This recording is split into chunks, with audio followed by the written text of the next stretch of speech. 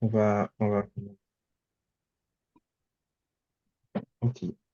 Donc, donc là, il y a, ok, James qui s'est rajouté. D'accord. Ok, ben, bonjour, bonjour à tous. Merci d'être présent pour cette nouvelle édition du Club de lecture. Donc aujourd'hui, nous allons, comme d'habitude, pouvoir justement échanger sur un peu, des passages de comment Dieu parle, notamment. Et voilà, donc on va commencer par recommander ce moment à, à Jésus. On va prier. Si vous êtes tous prêts, donc on va commencer. Ok, donc nous allons commencer à prier. Nous allons remercier déjà le Seigneur pour ce moment que nous allons passer ensemble. Nous allons le remercier et lui pour nous allons le remercier du fait d'avoir permis que nous puissions nous retrouver ensemble ce soir ou en ce moment, je veux dire. Donc, prions au nom de Jésus.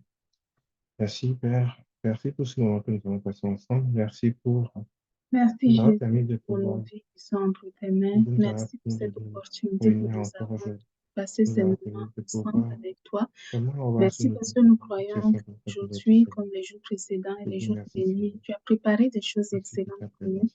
et nous bénissons Merci ton pour tout nom ce pour que tout tu as ce fait que tu pour mets nous. en œuvre pour nos vies, Au tout ce nom que de tu te Jésus. prépares à nous donner, tout ce que tu te Amen. prépares à nous montrer, à Merci, nous Seigneur. enseigner. Nous prions au nom de Jésus que nos vies soient entre tes mains, que ce moment soit conduit par ton esprit et que seule ta volonté soit faite dans nos vies, au milieu de nous. Au nom de Jésus. Amen. Jésus. Amen. Nous savons déjà que le Seigneur a prévu des choses excellentes pour nous pendant ce moment que nous allons passer ensemble. Nous allons demander au Seigneur que rien de ce qu'il a prévu ne soit perdu, mais que nous puissions, euh, par son Esprit Saint, les garder au fond de notre cœur pour que ça soit vraiment bénéfique pour nous. Prions au nom de Jésus. Merci, Seigneur Jésus, pour ce moment que nous allons passer ensemble. Père, je prie au Tout ce nom que de tu as prévu Jésus. pour nous, Seigneur, Te pour recommande ce tous moment, nous cet savons instant que que nous allons passer ensemble. c'est des Nous prions moments au nom de qui Jésus nous que seront ce soit des bénéfiques moments pour nous. bénéfiques, que Nous ce soit des permettre de moments pouvoir favorables. euh, Nous prions au permettre nom de de grandir, de Jésus que comprendre ton encore esprit plus conduise toutes la choses statue et que ta d'enfant de Dieu présence et se tout ce que nous manifeste pour vivons chacun de à nous. vivre chaque jour Toutes les personnes qui avec seront toi. présentes Merci, aujourd'hui Seigneur. soient bénies, soient fortifiées en toi, que ta Merci gloire pour tout ça. continue de te manifester dans leur vie. Amen. Au nom de Jésus. Amen. Amen. Nous allons prier, nous allons recommander chacun d'entre nous. Euh, Nous allons recommander particulièrement ceux qui sont encore en train de lire le livre Comment Dieu parle et qui ne l'ont pas encore terminé. Nous allons demander au Seigneur de les fortifier, euh, euh, de leur permettre dans la lecture de pouvoir recevoir tout ce dont ils ont besoin, qui va leur permettre de grandir dans leur relation avec lui. Prions au nom de Jésus. Je prie au nom de Père, Jésus, je je te prie au nom recommande de particulièrement Jésus tous que ceux ta qui lisent le faveur, comment ta Dieu parle, grâce se manifeste. ceux qui n'ont pas encore terminé Afin le de livre, toutes ces personnes qui sont en que train tous de ceux qui lire sont comment tu parles, qui je sont- prie que tu les euh, instruises selon ta qui volonté sont- par ton esprit. Je qui prie que tu sont leur donnes de capables de dire, comprendre les Seigneur, notions, les éléments qu'ils sont en train de lire.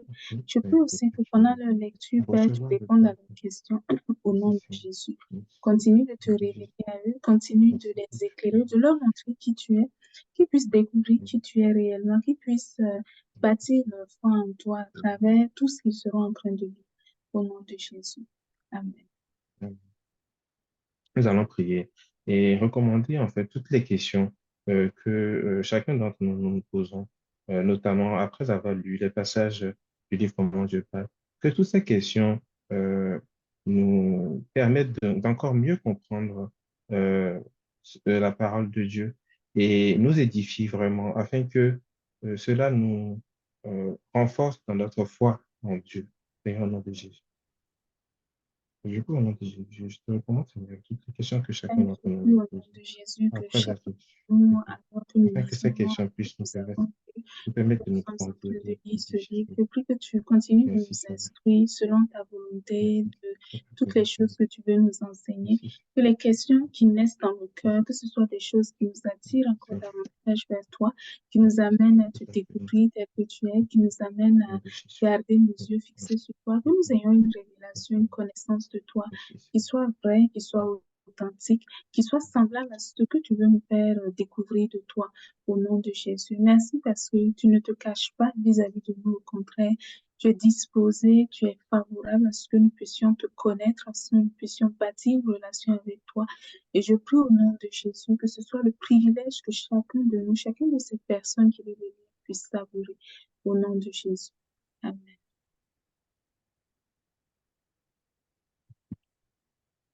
Au nom de Jésus, nous avons prié. Amen. Merci à tous. Je repasse la parole à Lorraine pour la suite. Demeurez bénis en Jésus. Amen. Hum, Merci, Eustache. Bonjour à tous et à toutes. Soyez bénis en Jésus.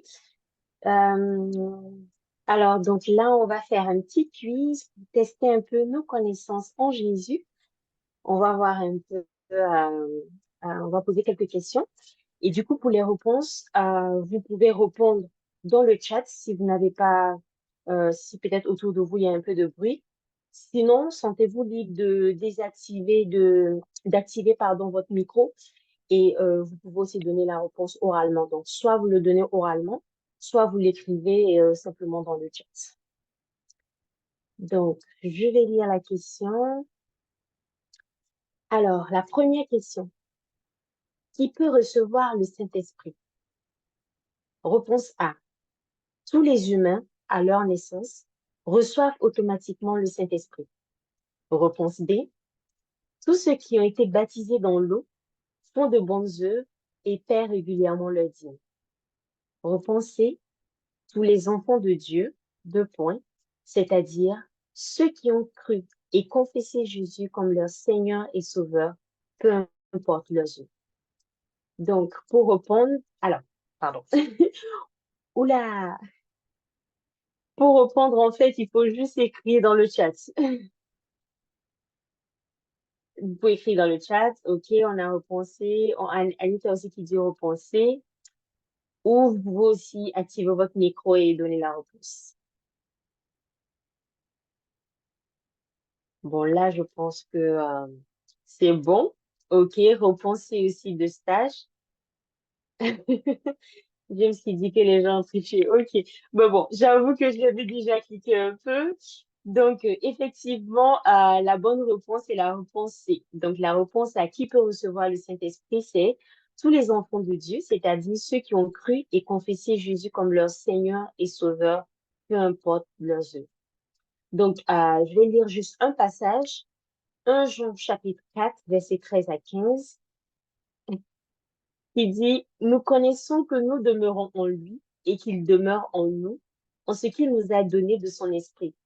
Et nous avons vu et nous attestons que le Père a envoyé le Fils comme sauveur du monde.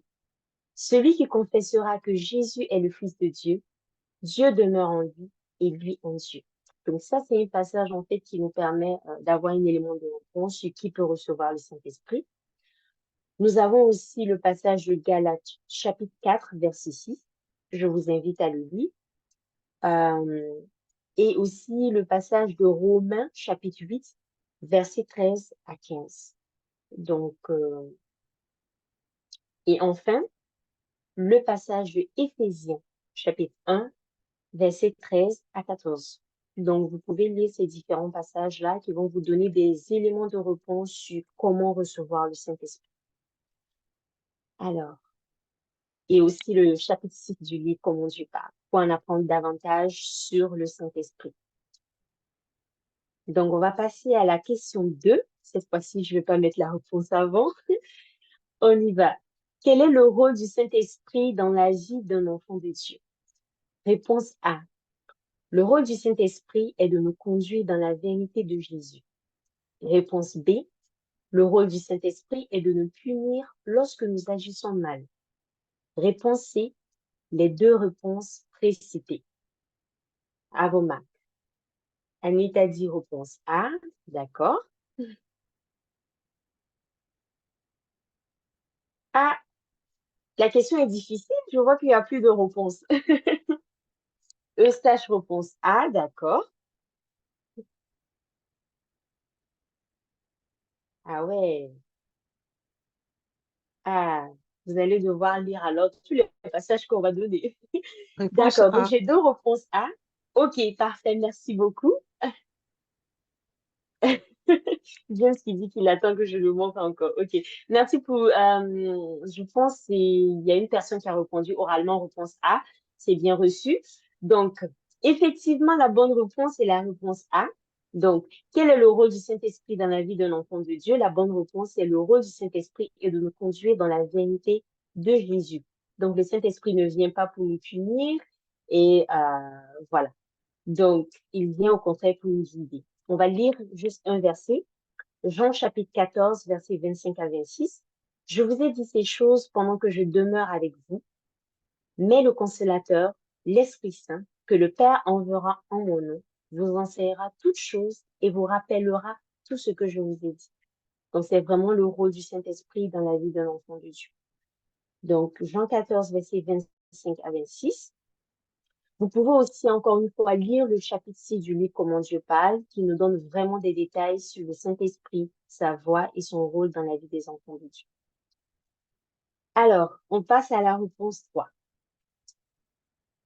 Et vous pouvez retrouver les réponses aux questions dans le chat. Il y a Eustache qui est en train de les noter, donc n'hésitez pas à lire le chat ou à copier les réponses.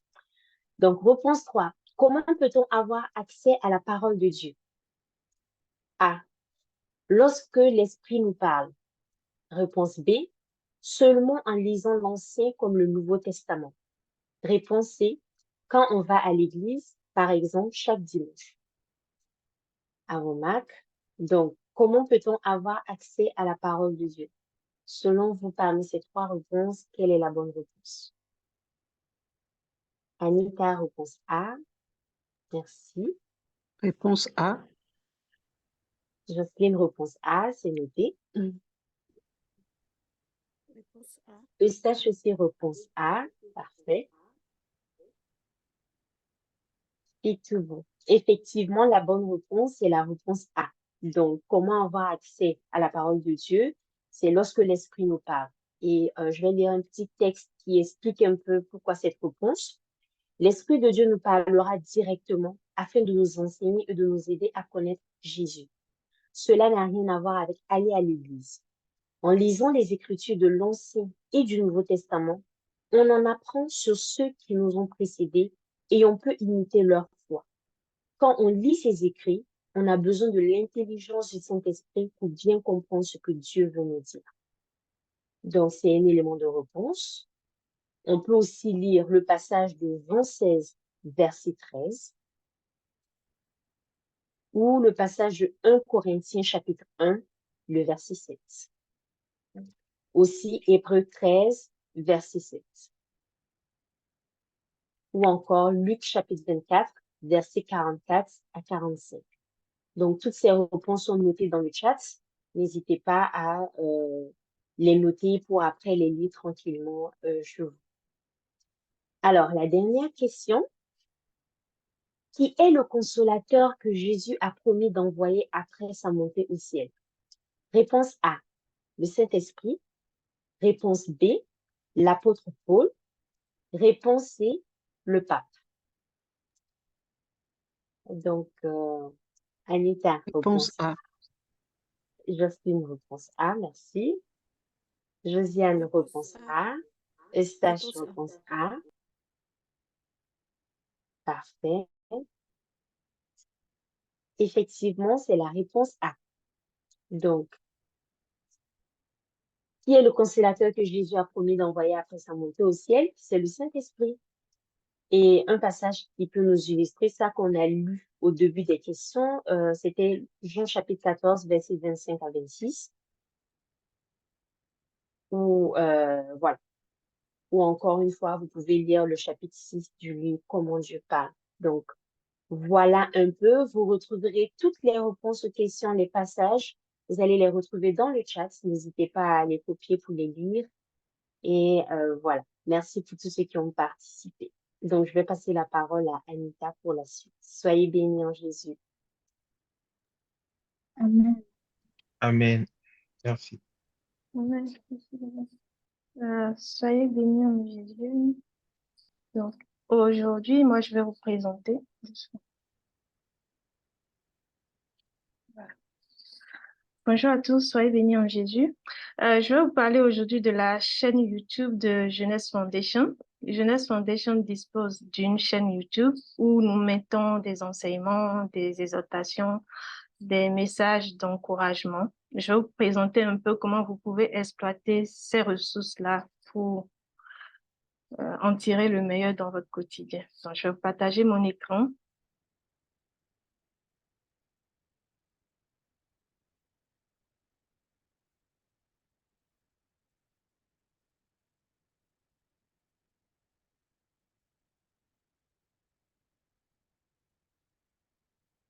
Vous voyez mon écran? Oui, c'est bon. Oui. D'accord. OK. Donc, la chaîne de la Fondation Jeunesse, la chaîne est... deux secondes. Alors, Anita, il y a Il y a un écho. il y a un Deux écho, secondes. oui. Il y a un écho.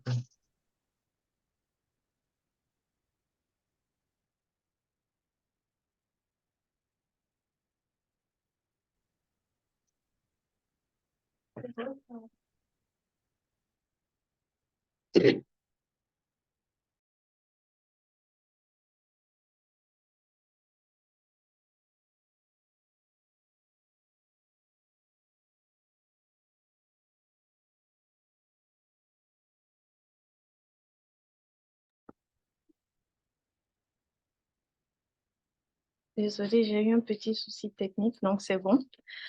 Du coup, je vous présentais la chaîne YouTube de la Fondation Jeunesse. La chaîne est organisée selon plusieurs thématiques. Et ici, il y a plusieurs vidéos qui sont organisées en playlist. Aujourd'hui, je vais vous parler de ce que vous pouvez avoir sur notre chaîne. Il y a plusieurs sujets. Aujourd'hui, je vais m'intéresser beaucoup à la playlist Comment Dieu parle, puisqu'on parle aujourd'hui de Comment Dieu parle, le livre, nous donner un peu les éléments dont nous avons besoin pour nous approprier des éléments que le livre peut nous apporter. Donc, je vais vous présenter d'abord la playlist Comment Dieu parle. Ici, dans Comment Dieu parle, vous pouvez avoir un résumé de tous les chapitres qui sont abordés dans le livre. Ça peut être intéressant pour vous, quand vous abordez un chapitre, de voir déjà ce qui est dedans. Et il y a la fondatrice de Jeunesse qui explique un peu le contenu de chaque chapitre. Donc, vous pouvez déjà avoir un aperçu des éléments qui sont dedans. Vous pouvez, voilà. N'hésitez pas à aller écouter ces vidéos, à les regarder pour avoir déjà une idée précise. Ça pourra aussi vous encourager dans votre lecture. Donc, n'hésitez pas du tout. Pour ceux qui ne sont pas encore abonnés à la chaîne YouTube, abonnez-vous aussi pour ne rien rater de tout ce qu'on publie. On publie régulièrement les comptes rendus de nos réunions sur la chaîne YouTube. Donc, je vous disais qu'il y a plusieurs thématiques qui sont abordées ici. Il y a plusieurs livres de la Bible qui sont présentés dans la playlist. Par exemple, je suis là, je trouve la lettre de Jacques. Donc ici, dans la lettre de Jacques, plusieurs éléments du livre de Jacques qui peuvent nous aider si vous lisez un livre du Nouveau Testament. Il y a aussi des éléments de l'Ancien Testament que vous allez retrouver. Vous pouvez, n'hésitez pas à aller regarder aussi. Il y a parfois des versets qui peuvent être un peu compliqués à comprendre et aussi des versets qui peuvent être aussi des versets clés qu'on peut utiliser dans notre quotidien. Donc, n'hésitez pas à aller les regarder et ça va vous édifier sûrement. Donc, dans les playlists, il y a plusieurs livres, le livre de Jean, les 4 évangiles sont présentés ici dans les playlists de Jeunesse Foundation. Il y a des témoignages que vous pouvez aussi regarder. il y a des enseignements, il y a une rubrique qui peut aussi vous aider dans votre quotidien qui s'appelle Mon verset clé. Et ça, je vous encourage vraiment à aller regarder les versets clés. C'est des versets dans votre prière au quotidien pour vous encourager au quotidien. C'est des versets qui sont couramment utilisés. Et je vous invite à aller les lire pour voir comment est-ce que vous pouvez tirer le meilleur de ça dans votre vie de prière et dans votre relation avec Jésus. Aujourd'hui, je n'ai pas prévu de vous présenter une vidéo. Je vais plus vous présenter les playlists. Il y a les versets difficiles. Il y a les livres du mois. Et voilà. Il y a les enseignements qu'on fait, le club de lecture, la réunion des membres. N'hésitez pas à aller regarder tout ce qu'il peut y avoir. Ça sera forcément utile pour vous. Au nom de Jésus. Soyez bénis. Et je passe la parole à Josiane pour la suite. Amen déjà, la bénédiction. On reçoit déjà la bénédiction. OK. Bienvenue. Je pense que... est-ce qu'il y a une personne qui est là pour la première fois, qui n'a jamais participé à une de nos rencontres antérieures, qui est là pour la première fois?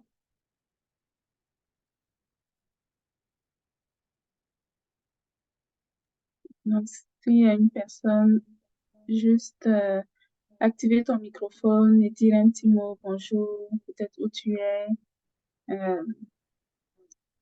pays peut-être, ou ville, comment tu as entendu parler de Jeunesse Foundation. Je vois un micro qui s'est activé. Sandra, elle est partie.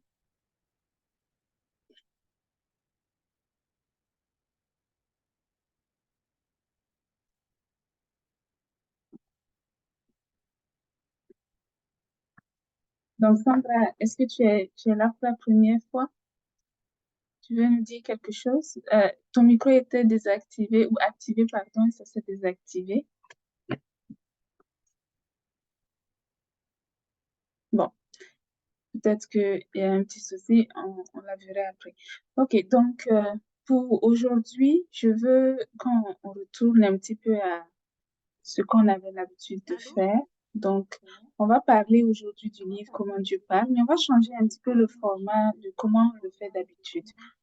Donc, jusqu'à présent, on se connectait et puis je me chargeais de vous faire un petit résumé de qu'est-ce que j'ai écrit dans le livre, c'est quoi les éléments les plus importants.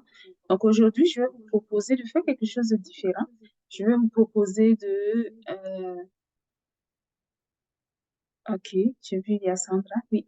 Je vais vous proposer de faire la lecture directement. Donc aujourd'hui, l'essentiel de cette section sur ce club de lecture, ça sera vraiment de lire un chapitre du livre. Donc on va le lire tous ensemble, tout ensemble aussi, et on va s'assurer que l'on le comprenne. Donc à la fin de la lecture, ce qu'on va faire, c'est qu'on va pouvoir poser des questions.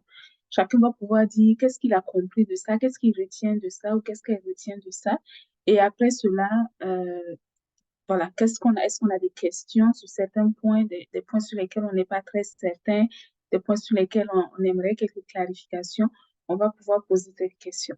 Donc, est-ce que tout le monde est en mesure de faire la lecture de chez lui ou de chez elle? Est-ce que toutes les personnes qui sont là sont en mesure de faire la lecture? Est-ce que vous avez aussi tous le livre Comment Dieu parle à portée de main? Oui, Anita.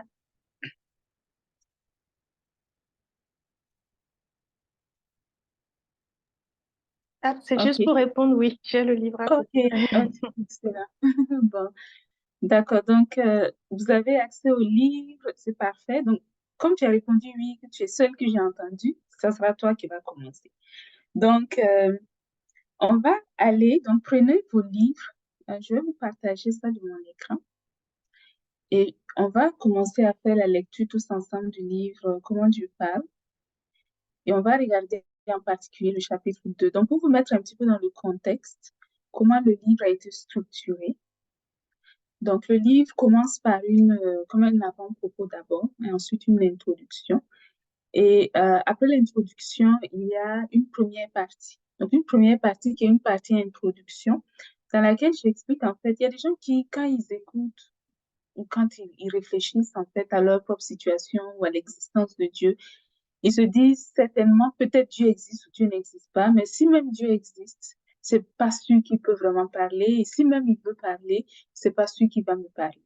Donc, le premier chapitre, le chapitre 1, c'est un chapitre qui aborde ces points-là. Donc, pourquoi est-ce qu'aujourd'hui, on peut croire que Jésus existe, on peut croire que Dieu existe et qu'il est en mesure de nous parler aujourd'hui? Donc, c'est des éléments qu'on va voir dans le chapitre 1. Mais ensemble, aujourd'hui, on va lire le chapitre 2. Le chapitre 2 fait partie de la deuxième partie du livre. La deuxième partie du livre va regrouper ce que j'ai appelé tous les moyens de communication de première génération. Première génération parce que ce sont des moyens de communication que Dieu a commencé à utiliser avec ses enfants, avec l'humanité de manière générale, il y a longtemps. Okay? Donc, c'est des moyens qui existaient même dans l'Ancien Testament et qui continuent encore d'exister aujourd'hui dans le Nouveau Testament, même si il y a quelques ajustements qui se font au fur et à mesure que bon, on va dire dans la nouvelle ère dans laquelle nous sommes. Donc, dans ces catégories, ces moyens de communication de première génération, il y a le chapitre 2, donc, qui parle de la Bible, parole écrite. Donc, on va organiser un petit peu la lecture. Donc, attendez, je vais compter, on peut prévoir environ 5 minutes de lecture par personne. OK?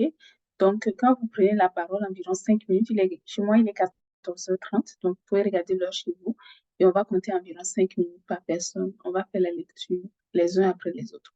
Donc, Anita, tu peux commencer. Tu étais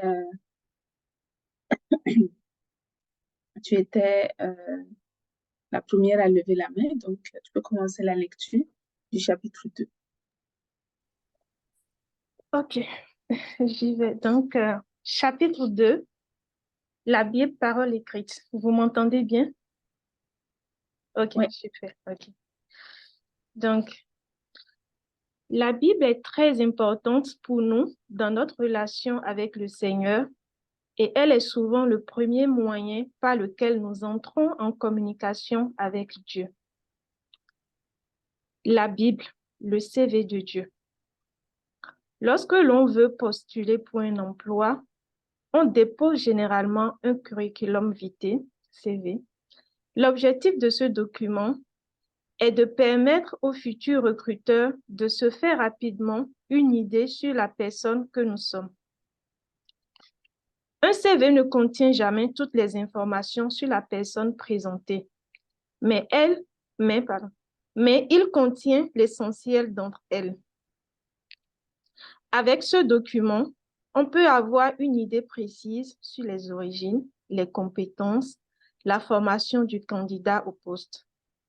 Et cela suffit pour décider si oui ou non on aimerait aller plus loin dans l'échange.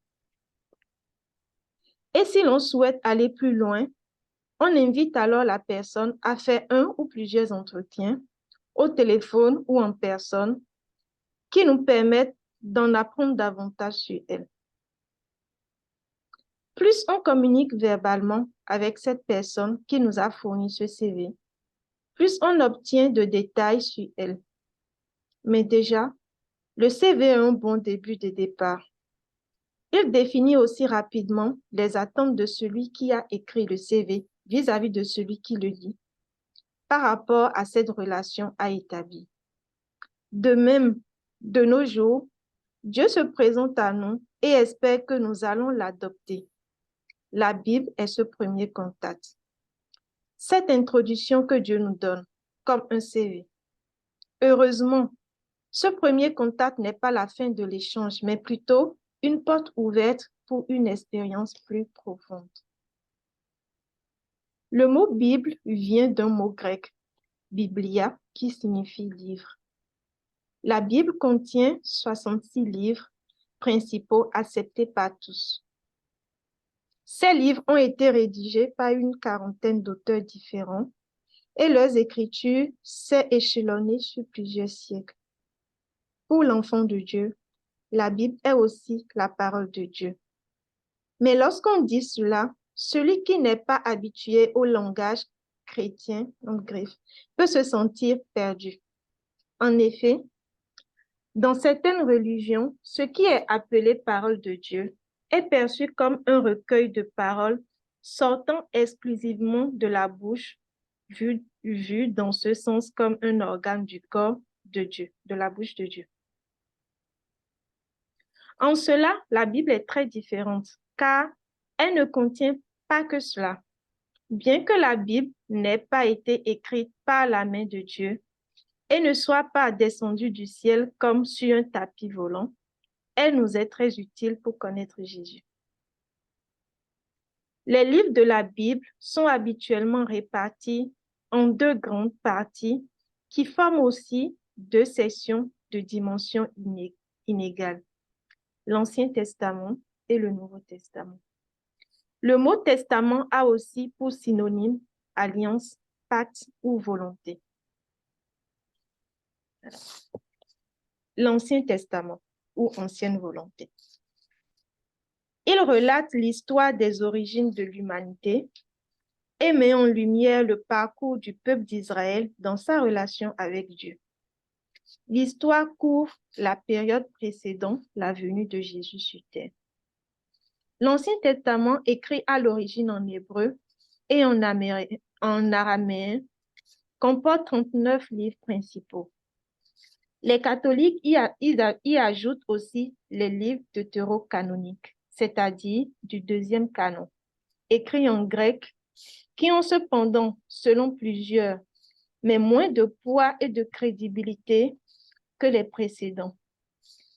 Ces livres ont été officiellement ajoutés au XVIe siècle de notre ère à l'Ancien Testament de la Bible catholique et sont présents dans la version Tov, traduction œcuménique de la Bible. Il est vrai que personne de Jésus, de Paul, Pierre ou Jean dans le Nouveau Testament n'a jamais cité dans son propos un passage extrait de l'un de ces livres deutérocanoniques et que les Juifs ne les admettent pas plus comme authentiques. Mon opinion initiale est qu'en polémiquant sur ce sujet, on en vient à oublier le plus important, ce qui est établi et admis par tous. Nous devons le lire, le méditer et l'appliquer dans nos vies comme il convient. Généralement, on ne réussit déjà pas correctement cela, mais on trouve par contre l'énergie pour polémiquer sur les points plus secondaires, surtout dans un premier temps. Dans ma discussion, je me concentrerai uniquement sur les 39 livres admis de tous. L'Ancien Testament constitue aussi la Bible hébraïque. Excellent. Donc, une autre personne. Merci beaucoup, Anita.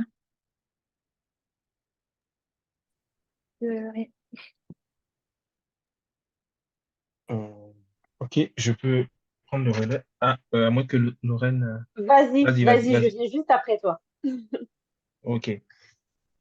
Alors, donc là, la suite, c'est le tableau. Je ne sais pas s'il faut le lire aussi. Oui, je suppose que oui. Ok. Ok. Donc, l'Ancien Testament. Donc, on a la loi. Je Non, peux ça va être t'aider. un peu Je vais difficile à dire. t'aider et après tu vas D'accord. commencer à faire le reste. Donc, dans les livres, donc, il y a plusieurs catégories. C'est un tableau, effectivement.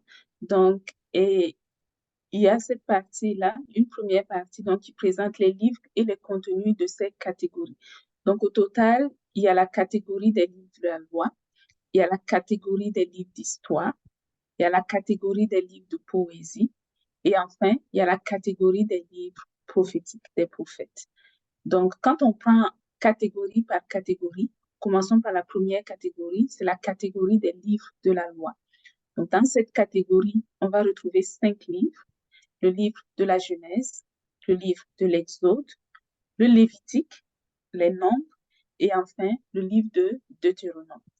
Et dans ce livre, ces groupes-là, ce groupe de livres de la loi, on va retrouver plusieurs informations. Des informations qui concernent par exemple l'histoire de la création. Donc, comment est-ce que la création s'est déroulée? On va retrouver l'histoire et la vie des premiers hommes, par exemple Noé, Abraham, Isaac, Jacob, ainsi que tous les descendants de Jacob, on va retrouver l'histoire de la délivrance de l'oppression égyptienne par le canal de Moïse. Donc, quand le peuple d'Israël a été sauvé à travers Moïse de l'oppression de l'esclavage de l'Égypte. Et enfin, un autre élément qu'on va retrouver, c'est la loi qui a été communiquée aux Juifs par Moïse de la part de Dieu. Donc, tous ces éléments, on les retrouve dans les livres de la loi. On a aussi les livres d'histoire. Donc, dans les livres d'histoire, il y a beaucoup plus de livres. Donc, il y a le livre de Josué, par exemple. Il y a le livre de Juges. Il y a le livre de Ruth. Il y a 1 et 2 Samuel, 1 et 2 Chroniques, 1 et 2 Rois, le livre d'Esdras, le livre de Néhémie et enfin le livre d'Esther. Donc, dans ces livres d'histoire, on va retrouver beaucoup d'informations. Ça couvre environ 900 ans de l'histoire d'Israël. Ça va présenter l'histoire de l'entrée dans la terre promise. Donc, quand le peuple d'Israël a quitté l'Égypte, donc comment ils sont entrés dans la terre promise. Ça va présenter l'histoire des conquêtes, comment ils ont conquis le territoire, les victoires qu'ils ont connues, les échecs qu'ils ont connus, et aussi plusieurs cycles dans la vie du peuple de Dieu. Donc, comment ils abandonnaient Dieu, comment ils revenaient à Dieu. On va aussi y retrouver l'histoire de plusieurs dirigeants du peuple. Donc là, ça commence dès les juges et ça va jusqu'au dernier roi. Donc, si vous demandez l'histoire du roi Salomon, David et tout va se retrouver dans ces livres d'histoire. Il y a aussi les livres de poésie. Donc, les livres de poésie, des exemples, c'est Job, Psaume, Proverbes, Ecclésiaste, Cantique des Cantiques. Et ça, c'est essentiellement des recueils de chants et de prières personnels de David, d'une autre personne qui s'appelle Asaph, et aussi d'autres personnages qui sont présentés dans les psaumes notamment. Il y a aussi l'histoire de la sagesse humaine, c'est-à-dire qui vient d'un être humain. Ce n'est pas une sagesse qui vient de Dieu, c'est une sagesse qui vient d'un être humain. Et ça, c'est issu par exemple de Salomon. Donc, dans le livre de Proverbes, Ecclésiaste, Cantique des Cantiques, on retrouve donc cette sagesse qui vient de Salomon. Et on retrouve une autre sagesse, par exemple, dans le livre de Job, qui sont les opinions de plusieurs personnes.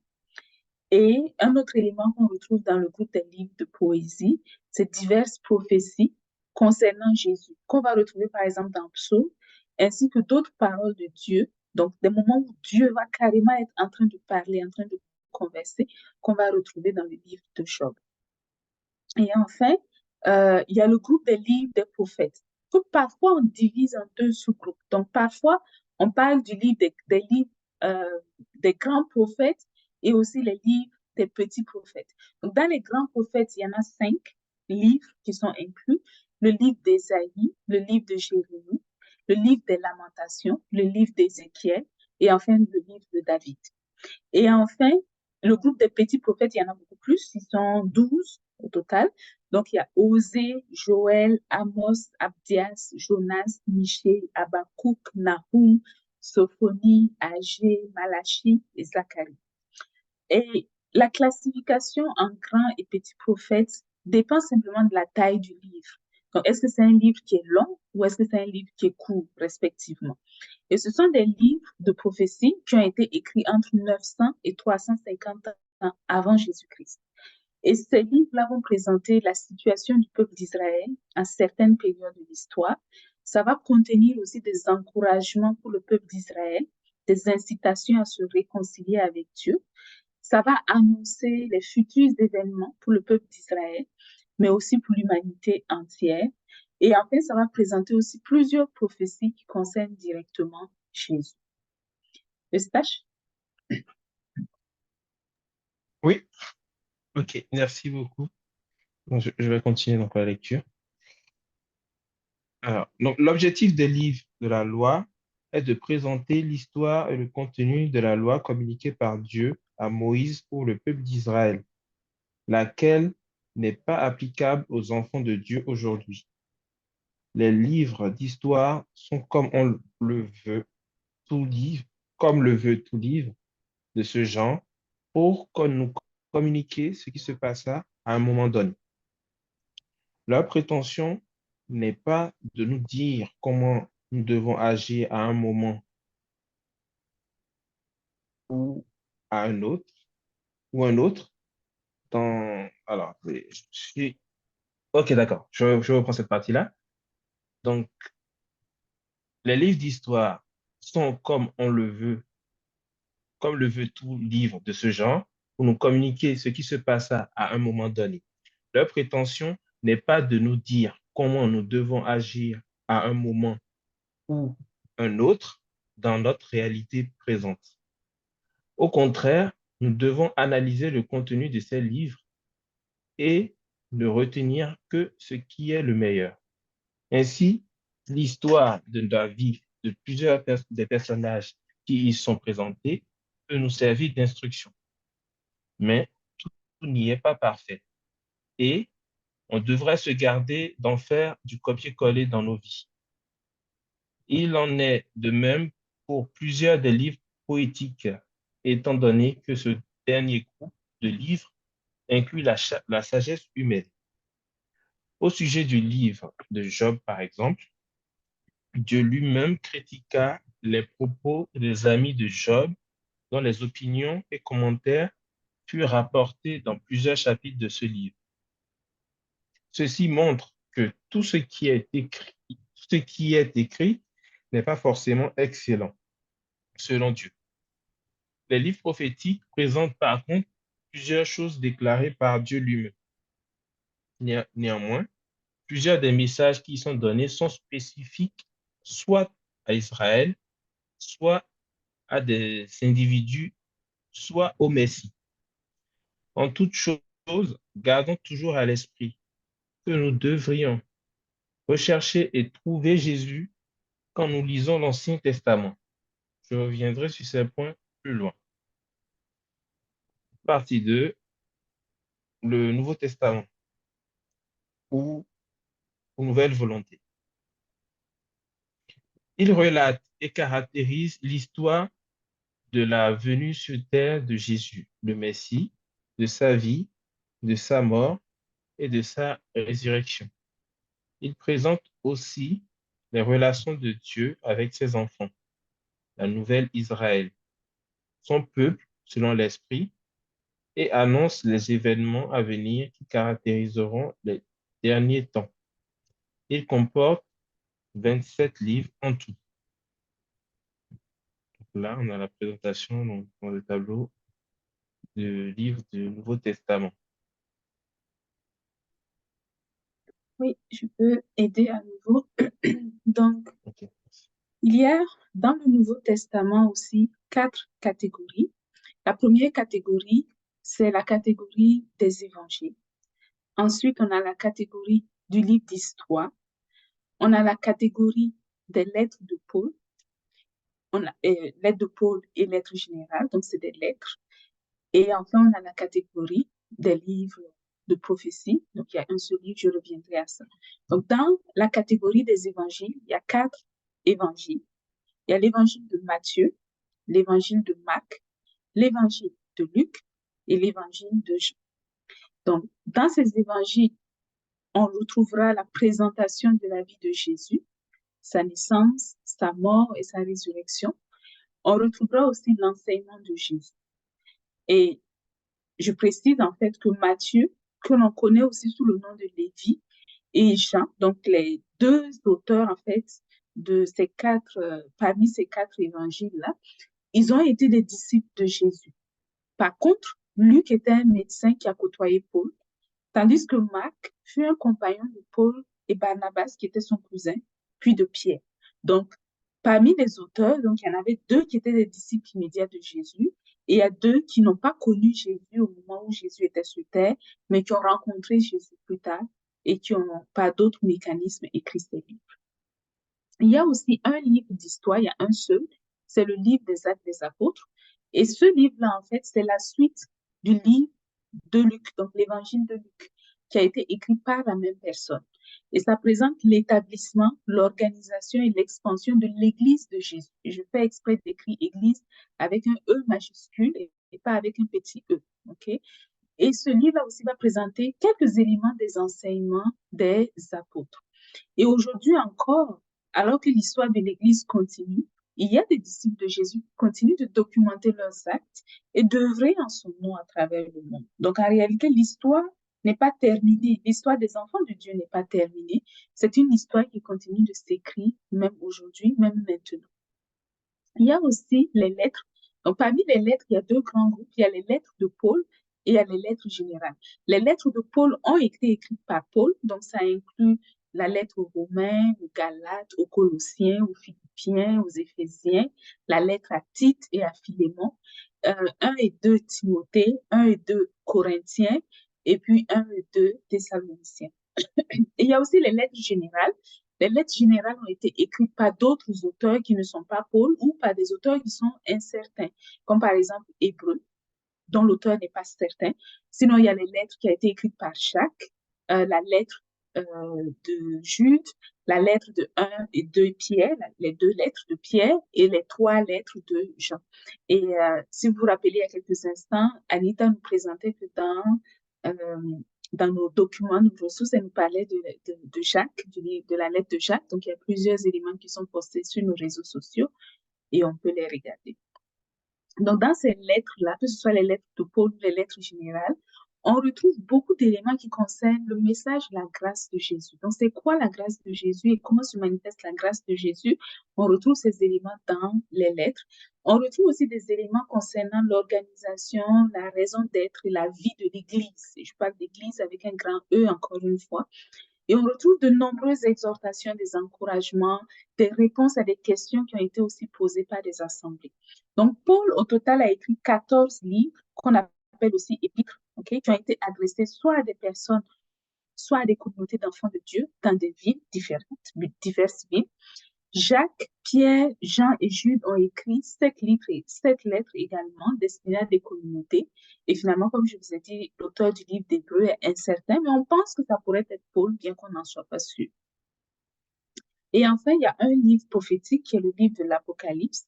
C'est un livre qui présente des prophéties imagées sur l'Église et le déroulement des événements qui conduiront à la fin des temps. Ce livre a été écrit par Jean, le disciple de Jésus, qui est aussi l'auteur de l'Évangile de Jean et aussi de 3 lettres. Donc, il avait déjà écrit 4 autres livres en plus de l'Apocalypse.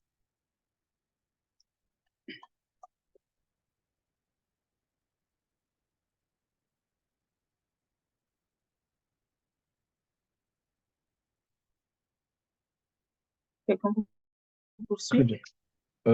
Alors, je pense que je vais poursuivre encore un peu. Après, je passe le relais à Lorraine.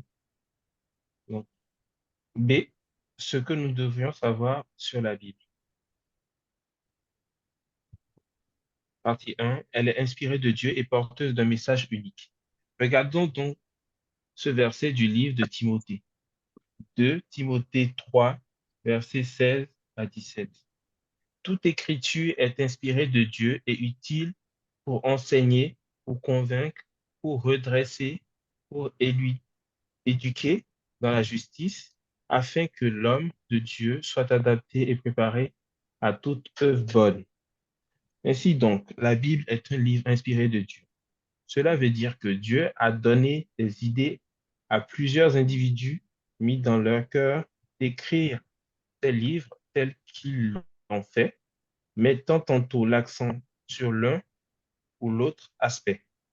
Si dans certains cas, par le moyen de l'inspiration, Dieu a communiqué aux auteurs les choses qu'ils devaient savoir afin qu'ils les écrivent, dans d'autres cas, il s'est juste contenté de les inciter à écrire pour rapporter des faits survenus dans leur entourage. Dans ce dernier scénario, il est important de souligner que ceux qui ont été inspirés n'ont pas influencé les faits. Souvent, ils se sont contentés de les rapporter. C'est pourquoi, dans ces cas, nous devons user de notre jugement pour analyser ce qui a été rapporté, car tout n'y est pas parfait. Mais que ce soit de l'inspiration de Dieu que nous ayons reçu ces Écritures. Par exemple, pour rapporter comment la création a eu lieu, Genèse 1, il était important que Dieu commence par enseigner la personne qui écrirait le récit. En effet, personne n'était témoin de l'œuvre de création de Dieu et personne ne pouvait relater ces événements sans une révélation directe de Dieu lui-même. Dans ce cas, Moïse, l'auteur du livre, a dû rapporter ce que Dieu lui avait enseigné auparavant. Par contre, pour raconter la vie de David, il n'y avait, il n'y a pas besoin de révélation particulière, car tous les témoins peuvent sans difficulté le faire. Il, il leur suffit alors simplement de le décider. Et en cela, ils seront poussés par Dieu. Mais ce ne sont pas toutes œuvres de David rapportées qui sont bonnes ou que nous devons tenter de nous appliquer. Dans le Nouveau Testament, les mêmes principes s'appliquent. Ainsi, Luc a effectué une recherche historique afin d'écrire le livre de Luc et celui des Actes des Apôtres. Dieu l'a inspiré à s'engager dans cette initiative, mais ce que Luc a raconté ne vient pas directement de Dieu, mais des humains sur terre. Dieu a inspiré des hommes pour écrire les livres qui composent la Bible. Pour le cas particulier de l'Ancien Testament, Dieu a permis que ces histoires soient assemblées pour au moins deux raisons. Nous permettre de comprendre, un, comment fonctionne le monde spirituel et surtout, deux, comment le Messie viendrait nous sauver de l'influence et de l'esclavage du péché. C'est comme si Dieu a essayé de nous montrer à travers une pièce de théâtre, c'est-à-dire une combinaison d'actes joués en divers lieux sur Terre, comment fonctionne le monde spirituel et quelle serait l'œuvre que le Messie accomplirait en son temps. Ainsi, chaque récit constituait un ingrédient de l'enseignement que Dieu souhaitait nous communiquer globalement. Mais cela ne dit pas que Dieu approuve chaque action d'un homme ou chaque fait historique relaté dans l'Ancien Testament, ou même que nous devrions nous en inspirer dans notre vie au quotidien. Je pense que je vais laisser la parole à Lorraine pour la suite. Merci à tous. Amen, je continue. Donc, dans la Bible, donc c'est un petit extrait. Dans la Bible, donc, on trouve d'une part la parole de Dieu, autrement dit des prophéties, mais aussi des récits quelconques rapportant des faits purement historiques. Lorsque nous lisons des faits historiques, des paroles de personnes et non de Dieu lui-même, nous devons avec sagesse extraire et retenir le meilleur. Nous pourrions ne pas avoir besoin de la parole d'un homme, mais certainement, nous avons besoin de celle de Dieu, surtout lorsqu'elle nous a été adressée. Bien que les auteurs qui ont écrit les différents livres de la Bible ne se soient pas consultés, aujourd'hui, nous ne pouvons que constater combien leurs livres se complètent. Ceci montre qu'une intelligence supérieure à celle des hommes, pris individuellement, était à l'œuvre dans différentes vies.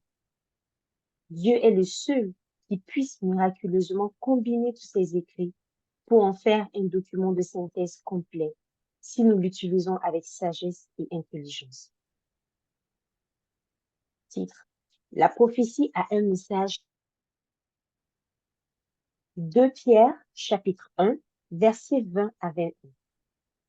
Avant tout, sachez qu'aucune prophétie de l'Écriture ne peut être l'objet d'interprétation particulière, car ce n'est nullement par une volonté humaine qu'une prophétie a jamais été présentée, mais c'est poussé par le Saint-Esprit que des hommes ont parlé de la part de Dieu.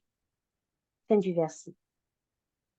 Pierre dit ainsi qu'une prophétie, c'est-à-dire les paroles venant de Dieu lui-même, ne peut être l'objet d'une interprétation particulière, c'est-à-dire susceptible de changer suivant la personne. En effet, le message que Dieu communique est unique et ne change pas suivant l'individu qui l'entend. 1000 personnes conduites par le Saint-Esprit auront toutes la même compréhension des messages de Dieu.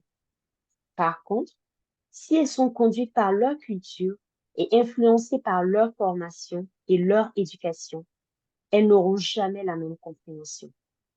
C'est la raison pour laquelle Dieu ne nous demande pas de nous appuyer sur une intelligence charnelle afin de saisir le sens de ses messages. Il veut plutôt que l'on s'appuie sur son esprit qui est unique et nous donnera aussi une connaissance unique. C'est ce qui rend aussi la chose délicate. Nous devons nous dépouiller de toute chose inutile. En parenthèse, par exemple, sagesse humaine, enseignement reçu des hommes et non de Dieu, conviction charnelle, préjugés, orgueil, de la parenthèse, afin de porter le fruit excellent de la justice de Dieu et de comprendre son message. Petite note, toutes les écritures dans la Bible ne sont pas synonymes de prophétie, c'est-à-dire de paroles venant directement de Dieu lui-même que nous devons chercher à appliquer aveuglément. Je continue. Jésus, la parole de Dieu, se révèle à travers la Bible. Notre objectif premier en lisant la Bible devrait être de nous servir d'elle comme moyen afin de connaître et ensuite d'entretenir notre relation avec Jésus. En effet, toute la Bible présente Jésus et parle de Jésus de manière plus ou moins directe. Regardons ces paroles de Jésus dans le livre de Jean. Jean, chapitre 5, le verset 39. Vous sondez les Écritures parce que vous pensez avoir en elles la vie éternelle. Ce sont elles qui rendent témoignage de moi. Fin du verset. Ainsi, les Écritures, en parenthèse, c'est-à-dire dans ce contexte, les paroles de l'Ancien Testament, fin de la parenthèse, rendent témoignage de Jésus. C'est là leur intérêt principal. Par exemple, une partie de l'Ancien Testament, notamment dans les livres de l'Exode, du Lévitique, des Nombres et du Deutéronome, présente la loi de Moïse qui a été communiquée aux Juifs dans l'ancienne alliance conclue au mont Sinaï. Cette loi contient aussi ce que Jésus devait remplir afin de satisfaire toutes les exigences pour le salut de l'humanité. Après avoir fait cela, Jésus a inauguré une nouvelle ère de grâce. En conséquence, l'ancienne alliance n'est plus d'actualité car Jésus a fermé le chapitre de cette ère en accomplissant tout ce que cette loi exigeait. Toutes les instructions alors données à Israël ne sont donc plus nécessaires à suivre pour nous aujourd'hui, par nous aujourd'hui. Matthieu chapitre 5, versets 17 à 18. Ne pensez pas que je sois venu abolir la loi ou les prophètes. Je suis venu non pour abolir, mais pour accomplir. En vérité, je vous le dis, jusqu'à ce que le ciel et la terre passent, pas un seul iota, pas un seul trait de la lettre de la loi ne passera. Pas un seul trait de lettre de la loi ne passera, jusqu'à ce que tout soit arrivé. Fin du verset. Il y a ici deux points sur lesquels j'aimerais attirer votre attention. Le premier touche la première phrase de Jésus. Ainsi donc, Jésus a accompli la loi et il a été le seul à le faire puisque tous les hommes qui ont tenté auparavant avaient échoué. Un travail accompli est terminé, ce qui m'amène à me concentrer sur la deuxième phrase. Le jusqu'à indique qu'il existe une fin à la partie qui précède. Donc, on lit que la loi ne passera pas jusqu'à. Nous sommes aujourd'hui, par la grâce de Dieu, entrés dans cette phase où la loi est passée. Jésus a tout accompli. Jean, chapitre 19, verset 30. Quand il eut pris le vinaigre, Jésus dit, « Tout est accompli. » Puis il baissa la tête et rendit l'esprit. Mais en lisant la loi de l'Ancien Testament, les raisons pour lesquelles Jésus a marché d'une certaine façon et même est mort cloué sur une croix, etc., prennent tout leur sens. De nombreux personnages dans l'Ancien Testament sont appelés dans le jargon théologique des figures de Christ. Cela veut dire que chacun d'eux, par les expériences de sa vie, a montré des points qui caractérisent le Messie, Jésus. Par exemple, Moïse, le libérateur d'Israël, était une figure de Christ, le libérateur des nations. Joseph, le juste aimé de son père Israël, mais détesté de ses frères, montre comment Jésus lui aussi, bien qu'aimé de son père, subirait le rejet de ses frères juifs. On y voit aussi comment le mal qui a été médité contre lui résulterait au bien et au salut d'une multitude. Et plusieurs autres points peuvent aussi ainsi être développés au sujet d'autres aspects et personnages de l'Ancien Testament. Si dans l'Ancien Testament, le rôle et l'œuvre de Jésus sont déjà apparents, ils deviennent plus flagrants dans le Nouveau Testament. Celui-ci relate en détail l'histoire de la vie de Jésus et présente comment les prophéties anciennes ont été accomplies par et en lui. En effet, presque tous les détails concernant sa vie avaient été annoncés plusieurs siècles à l'avance par plus d'une centaine de prophéties données dans l'Ancien Testament. Jésus, librement, accepta de marcher dans ces choses déjà annoncées, de sorte que, dans le Nouveau Testament, on voit comment toutes ces prophéties se sont accomplies. On y découvre aussi comment marcher avec Jésus à partir de ce jour où nous l'avons rencontré, afin de vivre une vie abondante et excellente. En conclusion, si nous voulons connaître Jésus, nous devons nous plonger dans la lecture de la Bible. De quelque côté que l'on regardera, on verra Jésus. Et c'était d'ailleurs cela le but initialement cherché. Amen. Soyez bénis. Donc, on a lu déjà deux parties de cette section sur ce chapitre 2, comment Dieu parle. Donc, qu'est-ce que vous avez pensé de ces choses que nous avons lues? Qu'est-ce que vous avez retenu essentiellement? Qu'est-ce qui vous a marqué de ce que vous avez lu? Donc, on va essayer de partager un petit peu sur ça. Qu'est-ce que vous avez compris? Qu'est-ce que vous n'avez pas compris? C'est le moment de poser vos questions. S'il y a des choses parmi ce qu'on a lu que vous n'avez pas compris, vous pouvez poser vos questions. Quelles sont les choses que vous avez retenues? C'est aussi le moment. Donc, vous pouvez activer vos microphones. Donc, vous aurez soit à dire ce que vous avez retenu, ou si vous avez des questions, qu'est-ce que vous voulez demander. Mais dans tous les cas, c'est sûr, chacun pourra partager quelque chose. On peut commencer par ceux qui n'ont pas fait la lecture, parce que eux, ils étaient juste assis. Peut-être que certains ont dormi dans le processus, on ne sait pas.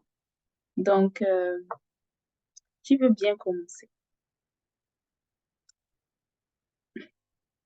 Qui est assez courageux pour commencer?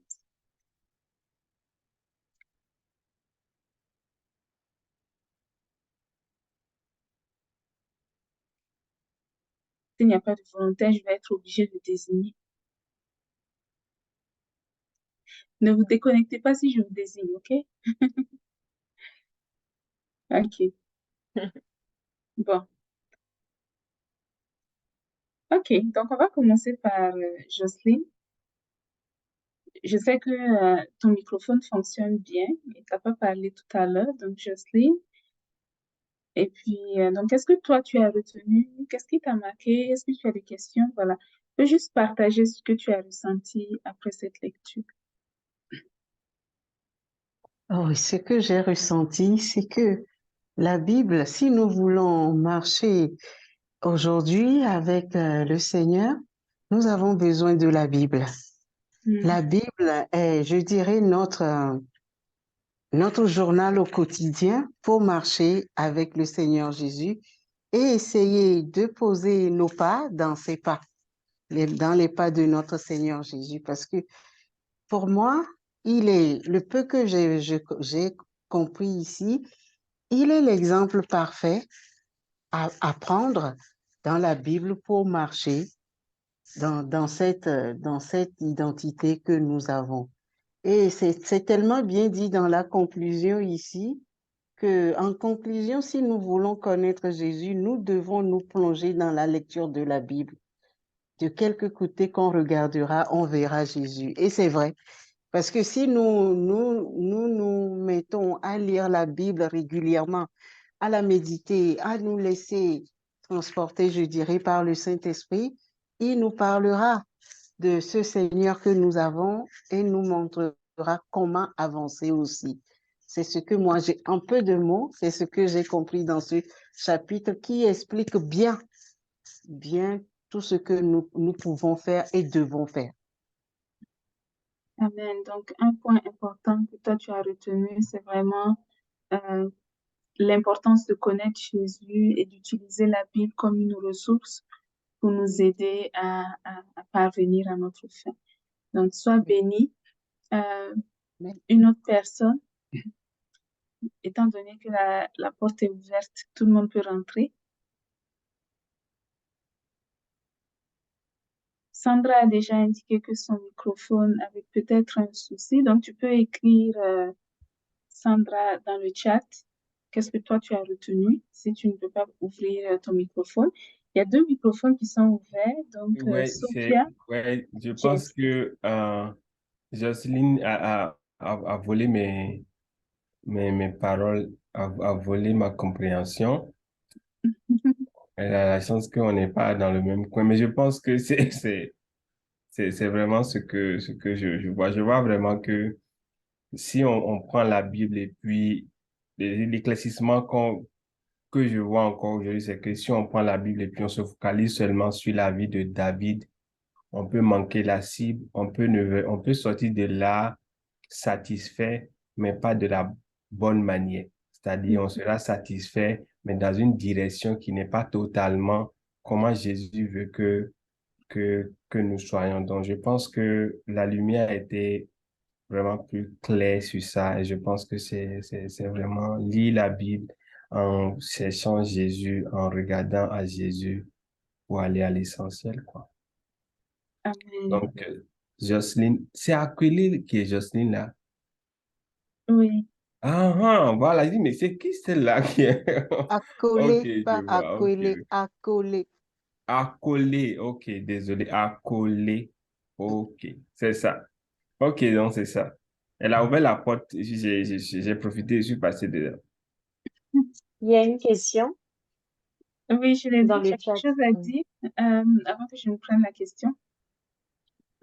Non, non, non, je vous laisse d'abord répondre. Je pourrais parler. Comment? Je vous laisse répondre à la question. J'avais juste activé le micro pour signaler qu'il y avait la question. Je vais Ah, répondre après. ok. Donc, il y a une question dans le chat. Euh, donc, question de Sandra qui a dit, je n'ai pas compris le chapitre 5, versets 17 à 18. Donc, je suppose qu'il s'agit de Jean.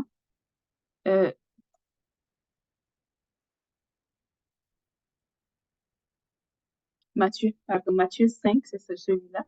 Matthieu 5, verset 17 à 18. C'est bien ça? Donc, je vais lire la suite, la question. Pas un seul iota. OK. Donc, on peut relire le verset. Je vais ouvrir le passage tout entier d'abord. Juste un instant.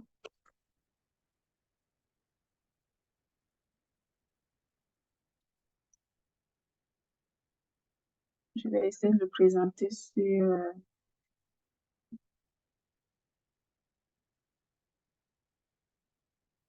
l'écran. Le passage de la Bible en question.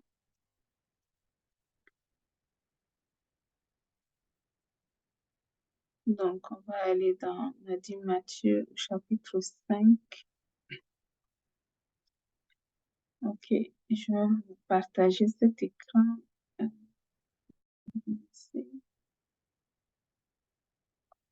OK, donc stop sharing. Je vais faire un autre share pour vous montrer celui-là. Donc,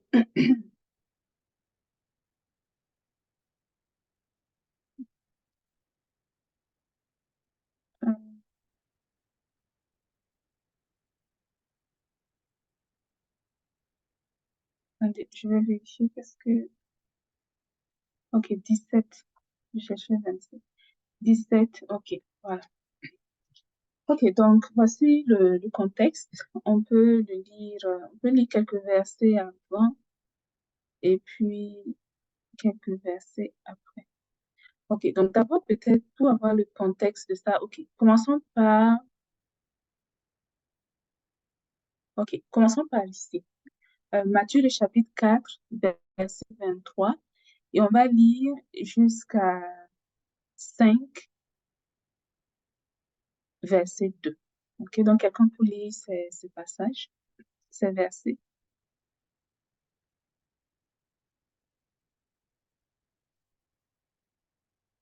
Un volontaire ou une volontaire. Ok, tu peux les lire aussi. J- Oui, vas-y. ok. Mhm. Jésus parcourait la Galilée en enseignant dans les synagogues, prêchait la bonne nouvelle du royaume et guérissait toute maladie et toute infimité parmi le peuple. Sa renommée se resplendit dans toute la Syrie. On lui amenait tous ceux qui souffraient de maladies et de douleurs diverses, les démoniaques, les lunatiques, les paralytiques, et il les guérit. De grandes foules le suivirent de, de la Galilée, de la Décapole, de Jérusalem, de la Judée et d'au-delà du Jourdain. Voyant la foule, Jésus monta sur la montagne, il s'assit et ses disciples s'approchaient de lui. Puis il ouvre la bouche et se mit à les enseigner. Ok, donc voici, c'est juste pour vous donner le contexte en fait. Qu'est-ce qui s'est passé avant que Jésus ne dise la phrase que l'on veut clarifier ici? Donc, c'est un contexte où on présente que Jésus avait déjà commencé son ministère. Il était en train d'enseigner. Il faisait déjà beaucoup de choses. Il chassait déjà les démons, il guérissait les malades, et il enseignait.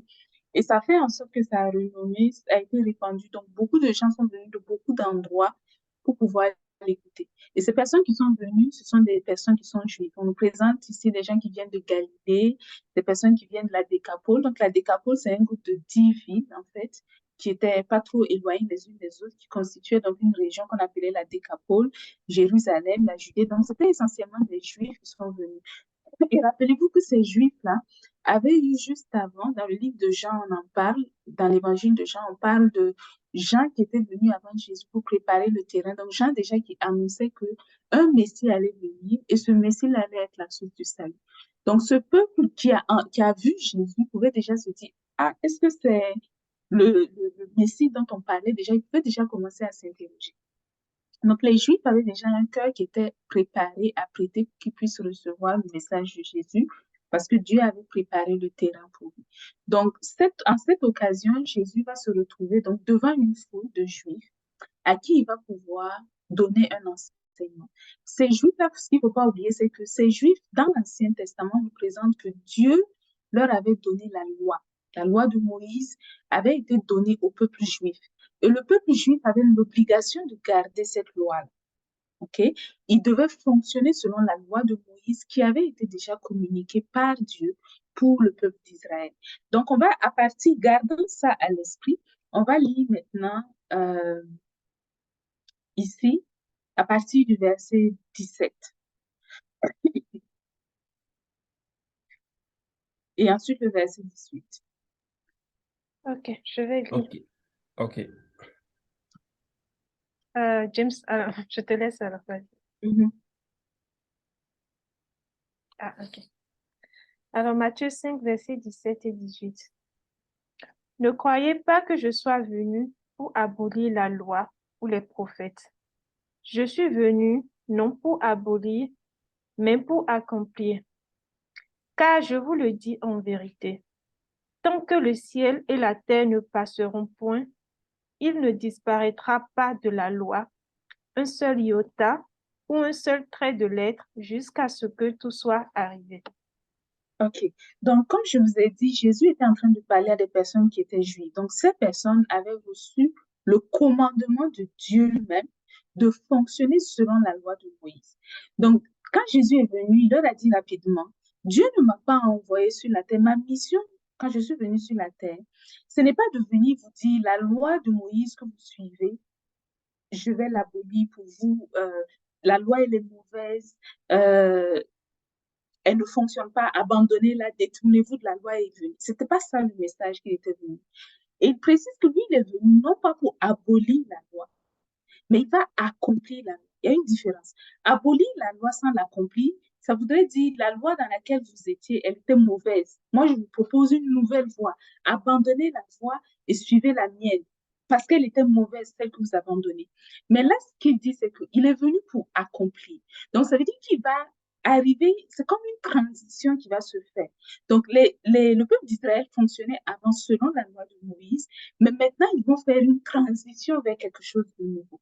Ça ne sera pas comme si on vient dire une négation de tout ce qui a été fait. On dit tout ce qui a été fait dans le passé est mauvais.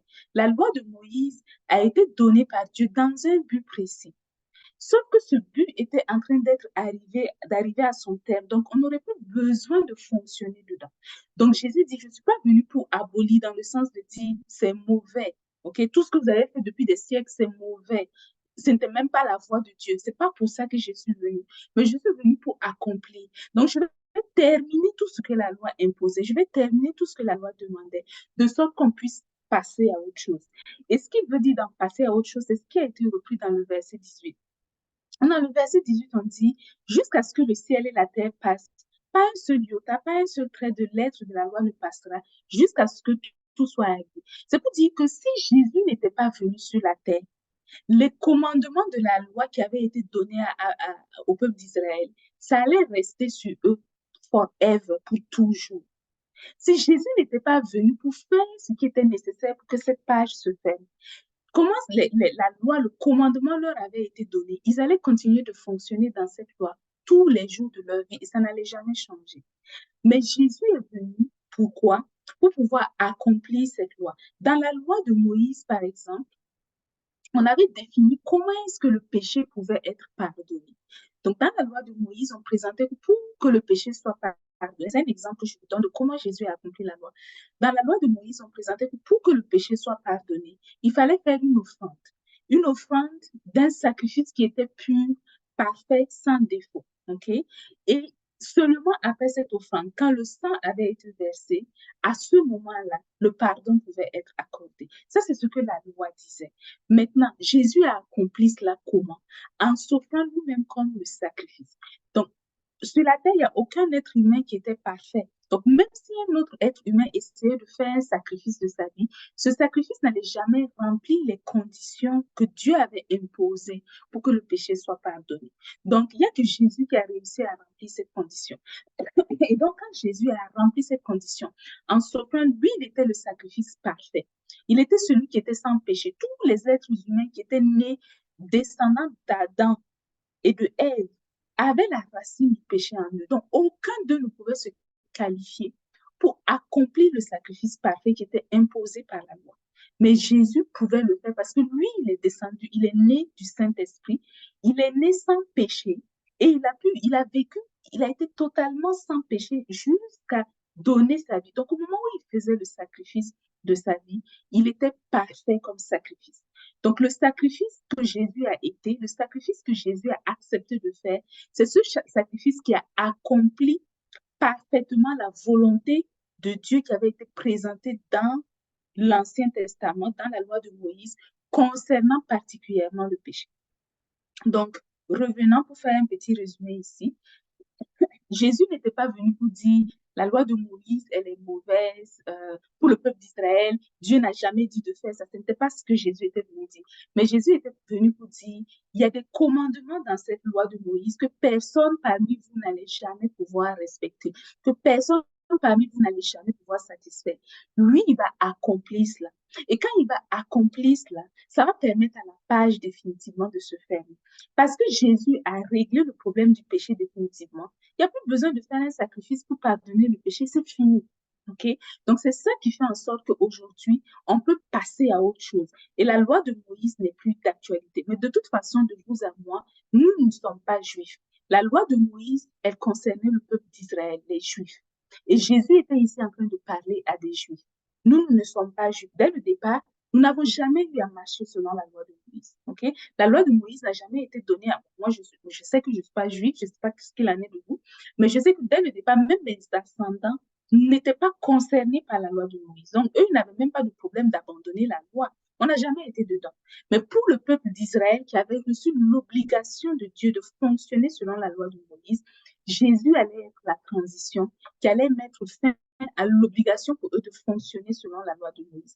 Pas parce que la loi de Moïse était mauvaise, mais simplement parce que la loi de Moïse aurait été accomplie. Donc Jésus est venu, sa mission n'était pas sur la tête d'abolir la loi. Vous dites, abolissez la loi, abolissez, comme on dit, abolition de l'esclavage. Quand on fait l'abolition de l'esclavage, on reconnaît que l'esclavage était mauvais.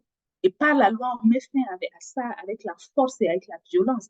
Donc Jésus n'est pas venu pour abolir, mais il est venu pour accomplir. Donc il a fait ce qu'il fallait pour qu'on n'ait plus besoin de s'inquiéter de la loi de Moïse. Et c'est ça qui est le message qu'il faut retenir. Donc Sandra, c'est ce que le passage veut dire. Je vais partager à nouveau le livre et la partie en question. Voilà, donc où Jésus disait, voilà, je ne suis pas venu pour abolir la loi et les prophètes, donc il n'est pas venu comme pour abolir l'esclavage, comme il y a eu l'esclavage à un moment donné pour montrer que c'était une pratique mauvaise. Il fallait mettre fin à ça à tout prix. Ce n'était pas ce pour lequel il était venu, mais il était venu pour accomplir. Donc il a accompli ce que la loi de Moïse demandait en réalité, que personne sur la terre n'aurait été capable d'accomplir. Et si Jésus n'avait pas fait ce travail-là, ben, la loi de Moïse allait rester, pour le peuple d'Israël en tout cas, elle allait rester jusqu'à aujourd'hui et jusqu'au temps à venir. Mais la bonne nouvelle, c'est que Jésus a fait le travail et il a fait ce travail il y a 2000 ans. Ça veut dire qu'aujourd'hui, nous pouvons réellement passer à autre chose. Nous pouvons passer à autre chose euh, parce qu'on n'a même jamais été dedans. Mais encore plus, le peuple d'Israël peut passer à autre chose parce que pour eux, voilà, ce n'est plus, ils sont plus obligés de fonctionner dedans. Ça a été accompli. OK? C'est bon? OK. Donc, tu dis, tu comprends mieux, sois béni. OK. Est-ce qu'il y a une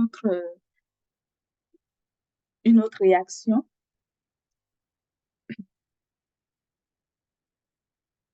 Qu'est-ce que vous avez retenu? Peut-être une dernière personne avant qu'on passe à la prière.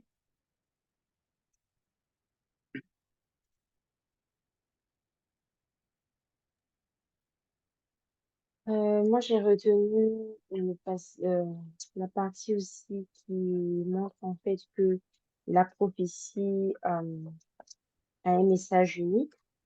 Donc, en tant qu'enfant de Dieu, en fait, si on s'appuie sur le Saint-Esprit, tout ce qu'on va lire de Dieu, toute parole qu'on va recevoir de Dieu, en fait, ne devrait pas en principe avoir différentes interprétations qui se contredisent. On doit tous, conduits par le Saint-Esprit, si on est conduit par le Saint-Esprit, nous allons tous recevoir le même message, un message unique, un message qui est en accord avec la volonté et la parole de Dieu. Donc, ça nous encourage encore une fois à ne pas lire la Bible charnellement, mais à la lire vraiment en comptant sur le Saint-Esprit, en laissant le Saint-Esprit nous enseigner et nous éclairer sur la parole que Dieu a annoncée, sur la parole que Dieu nous adresse. Amen. Donc, sois béni. C'est bon, effectivement, de se souvenir que nous sommes appelés à marcher par l'Esprit, à laisser l'Esprit nous enseigner, nous éduquer. On va prier. On va d'abord dire merci à Jésus pour chacun de nous. Le privilège que nous avons aujourd'hui de réaliser que nous sommes en Jésus, nous avons été délivrés, par exemple, du péché. En Jésus, nous avons été appelés à fonctionner dans l'excellence. En Jésus, nous avons maintenant toutes les ressources, toutes les capacités pour être parfaits comme notre Père dans le ciel est parfait. Donc, on va dire merci à Jésus pour toutes ces choses dans nos vies et on va prier au nom de Jésus. Prions. Père, je bénis ton nom pour nos vies. Je bénis ton nom pour chacune de ces personnes qui est ici aujourd'hui, les personnes qui seront connectées plus tard. Je bénis ton nom pour la vie de toutes ces personnes. Je sais que pour chacun de nous, tu as des plans excellents. Et ce que nous avons lu dans ce livre, ce que nous avons lu, les passages que nous avons explicités, nous avons réalisé que depuis longtemps, justement, tu nous aimais, tu nous aimes et tu as mis en œuvre tout ce qui était nécessaire pour que nous puissions fonctionner dans cet amour, que nous puissions savourer cet amour à chaque instant. Et je bénis ton nom pour cela. Et je prie au nom de Jésus qu'il en soit ainsi. Je prie au nom de Jésus que chacun de nous continue de croître à tous égards, chacun de nous continue de prospérer dans tous les aspects de sa vie, chacun de nous continue de, on va dire, briller dans tous les aspects de sa vie, que nous puissions porter un fruit excellent à la gloire de ton nom. Au nom de Jésus. Amen. On va prier au nom de Jésus parce que le passage qu'on a vu tout à l'heure, on a vu que Jésus est venu sur la terre et il était conscient que lui, il avait une mission. Il savait clairement ce pour lequel il n'était pas venu. Lui, il savait qu'il n'était pas venu pour abolir la loi, par exemple. Mais il savait en même temps qu'il était venu pour accomplir quelque chose de grand. Et on va prier au nom de Jésus pour chacun de nous, pour que chacun de nous, justement, nous puissions savoir qu'est-ce que nous allons prioriser dans notre vie et qu'est-ce que nous allons définitivement définir comme secondaire dans notre vie. On va prier au nom de Jésus pour chacun de nous. Prions. Père, je prie au nom de Jésus pour chacun de nous. Et je prie en particulier pour toutes les personnes qui sont connectées aujourd'hui, que je recommande à ta grâce, que chacune de ces personnes puisse être consciente de ce qui est important pour elle d'accomplir et qu'elle soit aussi consciente de ce qui est secondaire et ce qui n'est pas important pour elle d'accomplir au nom de Jésus. Que tout ce qui se positionne comme obstacle, tout ce qui se positionne comme blocage, tout ce qui se positionne comme distraction, pour empêcher chacun de porter un fruit excellent qui glorifie ton nom, que tout cela soit détruit au nom de Jésus. Que tu continues d'œuvrer dans la vie de chacun, que tu continues de manifester ta gloire, ta faveur en faveur de toutes ces personnes-là, au nom de Jésus. Merci Père, parce que chacun de nous, nous sommes appelés à porter un fruit excellent. Chacun de nous, nous sommes appelés à vivre des expériences excellentes. Chacun de nous, nous sommes appelés à connaître des choses excellentes, au nom de Jésus. Continue d'être béni, continue d'être élevé, continue d'être faveur. Ta faveur, ta grâce se manifeste toujours au nom de Jésus. Merci pour tout ce que tu as accompli. Sois béni au nom de Jésus. On va recommander à la grâce de Jésus les jours, euh, les prochaines semaines et notre prochaine rencontre que nous aurons bientôt. On va recommander ces journées à la grâce de Jésus. On va prier que pendant ces jours qui sont à venir, que l'Esprit de Jésus soit à l'œuvre en nous et que nous puissions expérimenter des choses extraordinaires, nous puissions vivre des choses extraordinaires, que pendant ces journées à venir, ces semaines à venir, que nous puissions nous plonger dans la lecture de la Bible afin de découvrir plusieurs aspects de Jésus avec lesquels nous n'étions pas encore familiers. Prions au nom de Jésus. Père, je bénis ton nom pour la vie de chacun de tes enfants. Je bénis ton nom pour tout ce que tu mets en œuvre en nous. Je bénis ton nom pour tout ce que tu as accompli dans nos vies. Et je prie que seule ta faveur, ta grâce soit manifestée. Je prie que seul ton nom soit élevé au nom de Jésus. Continue de manifester ta grâce, continue de manifester ta faveur. Que tout ce que tu mets en œuvre dans nos vies, que ce soit réellement notre portion. Que pendant ces jours, ces semaines à venir, nous puissions expérimenter des choses extraordinaires. Nous puissions nous approcher de toi. Nous puissions vivre des choses excellentes avec toi. Au nom de Jésus. Nous voulons que ces journées-là soient des moments pendant lesquels nous allons apprendre des choses de toi, nous allons découvrir des choses de toi, nous allons savourer ta présence et ta grâce. Au nom de Jésus. Amen. Juste avant de terminer, je vais vous présenter les éléments que nous aurons à les prochaines les activités à venir, les prochaines dates qui sont importantes pour nous de retenir. Donc, le 26 août, ça veut dire exactement dans 2 semaines, nous aurons la réunion des membres. Donc, je vous invite à participer. Donc, ce sont des rencontres que l'on fait une fois par mois aussi. Et pendant ces rencontres, souvent, on répond aux questions. Donc, si vous avez des questions sur la Bible, des questions sur votre vie personnelle, des choses que vous aimeriez comprendre, voilà, des choses qui concernent la vie des enfants de Dieu, vous avez des questions, n'hésitez pas à venir les poser. Donc, on a des questions qui nous avaient été posées avant. On a commencé à répondre à certaines questions, mais on n'a pas fini. Donc, on va continuer de répondre à ces questions-là. Et si vous avez de nouvelles questions, envoyez un courriel. Vous avez un courriel qui est affiché ici, info@fondationgenèse.org ou bien Genèse Foundation TV @gmail.org. Donc, si vous êtes déjà dans nos listes, vous recevez certainement des courriels de nous. Donc, faites réponse à ces courriels-là et vous pouvez nous envoyer vos questions et participer aux rencontres pour que nous puissions répondre à ces questions pour vous. Donc, en plus de la réunion des membres, on aura le prochain club de lecture dans 4 semaines, ça sera le 9 septembre. Donc, j'espère que vous allez pouvoir vous connecter, vous allez pouvoir participer. Et si vous avez des amis qui pourraient aussi, vous voyez, qui pourraient profiter, pourraient bénéficier de ce que nous faisons, n'hésitez pas à les inviter à se joindre à nous. Et aussi, voilà, on a parlé de nos réseaux sociaux, nos pages. Donc, restez connectés. Vous avez juste à vous abonner sur, que ce soit Facebook ou Instagram, notre compte YouTube. Visitez aussi le site web. Toutes les ressources que nous communiquons, que nous donnons, vous sont données gratuitement.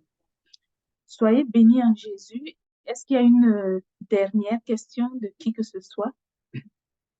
Une dernière remarque?